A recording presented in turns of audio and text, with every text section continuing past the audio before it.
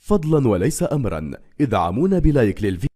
قصة آدم مسينا قصة حزينة مكتوبة بالدمع في بدايتها. ولد في عام 1994 بمدينة خريبكا المغربية، وبعد أسابيع قليلة فقد أمه التي ماتت بسبب الفقر والإهمال. أصيبت بمرض يسمى التهاب الصفاق، وهو مرض خطير يحتاج إلى عناية طبية شديدة. وبما أن الزوج مدمن على الخمر فقد ضلت طريحة الفراش حتى توفيت، فتركت خلفها آدم الرضيع وشقيقه زكريا.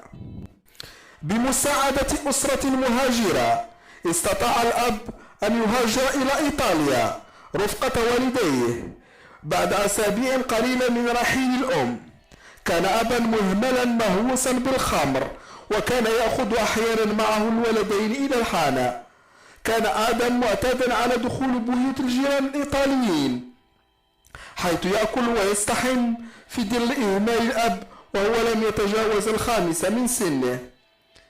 وأهمل أبوه نهائيا فأخذوه إلى ملجأ الأيتام، ومع الوقت وجد نفسه ينتقل من سكن إلى آخر، وأحيانا يتسكع في الشوارع، حتى التقى به السيد رفائيل مسينا الذي تبناه رفقة زوجته، لكن بعد الطلاق. كانت والدة رفائيل بمنزلة الجدة والأم لآدم إلى أن توفيت.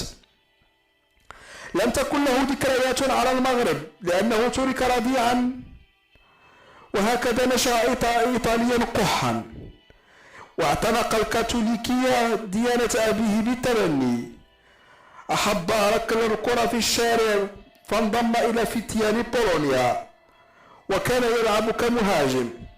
وعندما بلغ 18 من عمره لم يجد ترحيبا في فريق بولونيا، فانتقل إلى فريق مغمور اسمه جاكومونزي. وبما أن مركزه كان يشغله ابن رئيس الفريق فقد منحه المدرب مركز ظهير أيسر، وقد نجح بشكل كبير في هذه المهمة، حتى أن رئيس بولونيا ألح على رجوعه بعد موسم واحد فقط ليوقع أول عقد احترافي مع النادي.